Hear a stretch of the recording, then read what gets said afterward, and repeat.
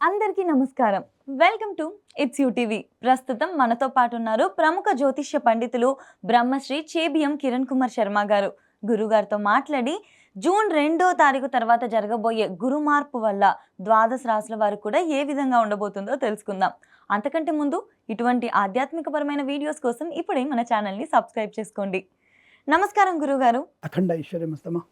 గురుగారు, తులారాశి వారికి ఏ విధంగా ఉండబోతుంది? అత్యంత అదృష్టవంత రాశిలో తులారాశి కూడా చెప్పొచ్చు. మనం చాలా మంచి ప్రయోజనాన్ని కలిగించేటువంటి రాశి తులారాశి చెప్పొచ్చు. తులారాశి వారికి ప్రస్తుతం శని బలం బాగా ఉంది, రాహుబలం కూడా అనుకూలంగానే ఉంది, కేతువు కూడా యోగిస్తున్నాడు, రవి కూడా వీరికి మంచి యోగించే సమయం ప్రారంభమవుతోంది. ఒక గురుడు మాత్రమే ప్రస్తుతం నవమంలో ఉన్నాడు. తులారాశి వారికి 9th హౌస్లో ఉన్నాడు, రేపు 10th హౌస్లోకి వెళ్తాడు. But then after November 11th హౌస్లో ఉంటాడు. సో కాబట్టి మధ్యలో ఒక 4 నెలలు 5 నెలలు మాత్రం చిన్న చిన్న స్లో అవుతుంది పని తప్ప నెగిటివ్ ఏం కాదు. But they will get good developments. వృత్తిరీత్యా, ఉద్యోగరీత్యా, వ్యాపారరీత్యా, రైతన్నలకి మంచి పంట లాభాలు, పూలు పళ్ళు కూరలు పండించే వారికి, సూపర్ మార్కెట్ కిరాణా వ్యాపారంలో మంచి లాభాలు ఉంటాయి, ఈవెంట్ చేసే వారికి మంచి వస్తుంది. అలాగే జర్నలిస్టులకి మంచి పేరు ప్రఖ్యాతి వచ్చే అవకాశాలు. వీళ్ళు మొండి వాళ్ళు, మహామండి వాళ్ళు. తులారాశి వారంతా మొండి వాళ్ళు ఇంకోరు ఉంటారు. మొగుడు పిల్లల మధ్యలో మనం దూరితే మాత్రం మనం బస్సు బట్టలు అయిపోతాం. వాళ్ళిద్దరు కొట్టుకుంటారేమో, చంపుకుంటారనే ఫీలింగ్ ఉంటుంది. మన మధ్యలో పోతే మనల్ని పిచ్చోడు చేసేసి వాళ్ళిద్దరు ఒకటి అయిపోతారు. కాబట్టి జాగ్రత్త. తులారాశి వాళ్ళ మొగుడు పిల్లల మధ్యలో మీరు దయచేసి వెళ్ళకండి, చాలా danger.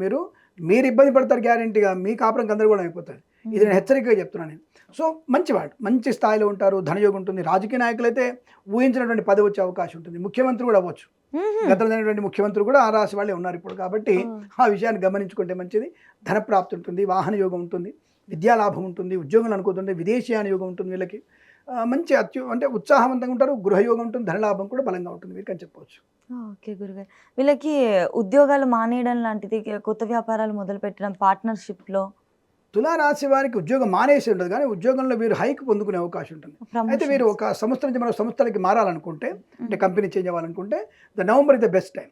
November to February is the best time for the change of job. So దాంట్లో వల్ల మీకు బాగా ఉంటుంది, అనుకూలంగా ఉండే అవకాశాలు ఉంటాయి.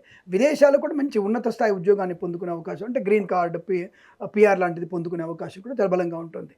సినిమా రంగంలో, రాజకీయ రంగంలో కూడా రాణించే అవకాశాలు, ఈవెంట్స్ వీళ్ళు బాగా కలిసి వస్తాయి. కళాకారులకు, క్రీడాకారులకు మంచి పేరు ప్రతిష్టలు. ఈసారి సంగీతం కానీ, నృత్యంలో ఉన్న వాళ్ళు కానీ, అంటే ఫైన్ ఆర్ట్స్లో ఉన్నటువంటి వ్యక్తులకి మంచి లాభాలు ఉంటాయి.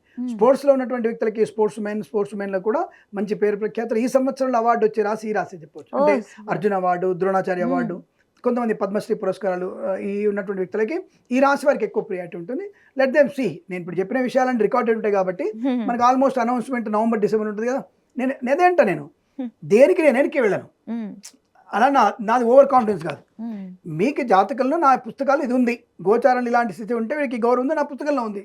అదే నేను చెప్తున్నాను. నేను రిఫ్లెక్షన్ అద్దంలో చూసి చెప్పినట్టు చెప్తున్నా తప్ప ఇంకోటి ఏం కాదు. అందుకని let see the what is what అనేది మనం అక్టోబర్, నవంబర్లో చూద్దాం మనం. అదే విషయం. ఖచ్చితంగా అండి. ఇంకొకటి, విదేశాలకు వెళ్ళి చదువుకోవాలనుకునే వాళ్ళకి ఎలా ఉంటుంది జాబ్స్ కోసం? అంటే వీళ్ళకి పిఆర్ కానీ, గ్రీన్ కార్డ్ వచ్చే అవకాశాలు ఉంటాయి. మంచి విదేశాల్లో మంచి విద్య, అండర్ గ్రాడ్యుయేషన్ కూడా వెళ్ళడానికి అవకాశం వీళ్ళకి జాతకాలకు చాలా బలంగా ఉంటుంది, వెళ్ళవచ్చు అని చెప్పవచ్చు. వీరికి విద్యా సంపన్నత బాగా ఉంటుంది, వ్యాపారంలో కలిసి వచ్చే అవకాశం.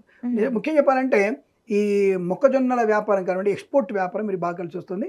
టెక్స్టైల్ వ్యాపారంలో బాగా ఉంటే అవకాశాలు బాగా ఉంటుంది. అస్సలు చేయకూడదు అనే వ్యాపారం ఏమైనా? లిక్కర్ సింపుల్, అంటే బాగా ఉండి డబ్బులు వచ్చే వ్యాపారం లిక్కర్. కాబట్టి లిక్కర్ వ్యాపారం చేయకండి.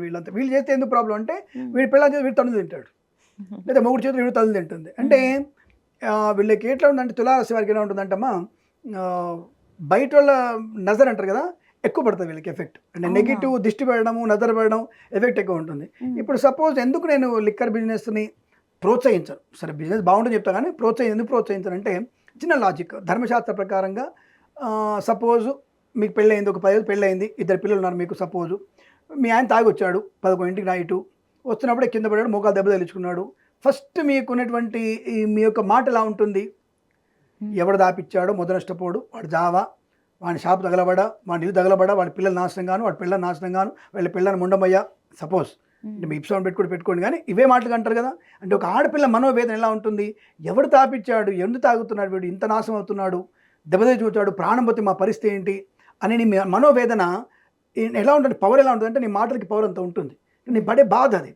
అమ్మినోడికి తగ్గుతుంది, తాగినోడు వీడు, అమ్మినోడు వాడు. వీడు తాగుతా అంటేనే వాడు ఇచ్చాడు తప్ప వాడు బలవంతంగా వీడు తాపీలేగా.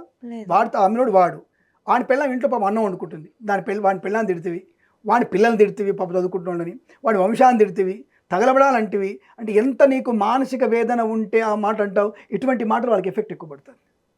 కాబట్టి వాడు నాశనం అవడానికి అవకాశం ఉంటుంది. సో కాబట్టి నాట్ ఈవెన్ తులారాశి ఏ రాశి వారు కూడా ఈ వ్యాపారం చేయడం వల్ల ప్రయోజనం ఉండదు నా ఉద్దేశం. దానివల్ల ప్రభుత్వాలకి కోట్ల వ్యాపారం వస్తుంది, ఎలా వదులుకుంటారు? నాలాంటి వాడు కాదు, మీలాంటి అందరు కలిసి కట్టగట్టుకున్నా మనకి వదిలిపెట్టరు అట్లా. ఎందుకంటే దానికి నెలకి 25,000 కోట్లు వస్తున్నప్పుడు ఎలా వదులుకుంటారు? డబ్బులు వచ్చి వదులుకుంటారా? తప్ప అలా మాట్లాడదు మనం. అటువంటి వ్యాపారాలు ఉండాల్సిందే మనకి. కాదంటే నేను ఒకటి ఏంటంటే వీధికి 3 ఉన్నాయి, వీధికి 5 పెంచాలి మనం, కొద్దిగా రష్ తగ్గుతుంది మనకి, అదొకటి ఇంకోటి ఏం లేదు. రైట్. ఓకే గురుగారు వీళ్ళకి వివాహ యోగం అన్నీ కూడా తులారాశి వారికి ఈ నవంబర్ తర్వాత మంచి వివాహ ప్రయత్నాలు సకాలంగా అంటే అనుకూలంగా ఉండే అవకాశం, సంతాన యోగం కూడా ఆ టైంలోనే మీకు మంచి బలంగా ఉంటుంది చెప్పవచ్చు మనం. కొంతమంది రుణ బాధలతో బాధపడే వాళ్ళకి ఇప్పుడు ఎలా ఉండబోతుంది? ఉపశమనం లభిస్తుందా లేకపోతే అలాగే కంటిన్యూ అవ్వచ్చు అంట? వీరికి కొంత రుణ బాధలు, ఆరోగ్య బాధలు కొంత ఉన్నాయి. లాస్ట్ మంత్ వరకు ఎఫెక్ట్, అంటే ఏప్రిల్ వరకు ఎఫెక్ట్ ఎక్కువ ఉండే. ఆల్రెడీ మనకి ఈ నెల నుంచి అంటే మే నెల నుంచి వీరికి మంచి ప్రయోజనాలు కలిగాయి. రేపు జూన్ ఇప్పుడు నుంచి కూడా మంచి అనుకూల ధనయోగం, రుణ బాధల నుంచి ముక్తులయ్యే అవకాశాలు ఖచ్చితంగా ఉంటాయి. No problem. అంటే హై లెవెల్ డెవలప్మెంట్స్ బాగా ఉన్నాయి చెప్పవచ్చు వీరికి. డెవలప్మెంట్స్ అయితే చక్కగా ఉన్నాయి. రుణ బాధలు తీరే అవకాశాలు పూర్తి తీరిపోయే అవకాశం ఉంటుంది. కోర్టు కేసెస్ కానీ అంటే రుణం అంటే కూడా అది కోర్టు కేసు, రుణం కిందకి వస్తుంది. కోర్టు కేసులో వీరికి బాగా వెళ్తారు. యాక్చువల్గా ఏంటంటే వీళ్ళు కేసులు వేసి ఉంటారు, వీళ్ళు వేసి ఉంటారు, గెలుస్తారు. ఇప్పుడు వీళ్ళే వేసి ఉంటారు, గెలుస్తారు వీళ్ళు. అదనమాట. ఆరోగ్యపరంగా గురుగారు అభివృద్ధి చెప్పే కదా, ఏప్రిల్ వరకు కొంత అనారోగ్య స్థితి, టెన్షన్ ఎక్కువగా ఉండే. అంటే స్టంట్స్ పడడం, కొన్ని ప్రమాదాలు పడడం, కాలుకు కొద్దిగా ఇబ్బంది కలగడం, చెవికి ఎడమ చెవికి ఇబ్బంది కలగడం, కుడి కంటికి కొద్దిగా వీళ్ళకి ప్రమాదం జరిగి ఉంటుంది.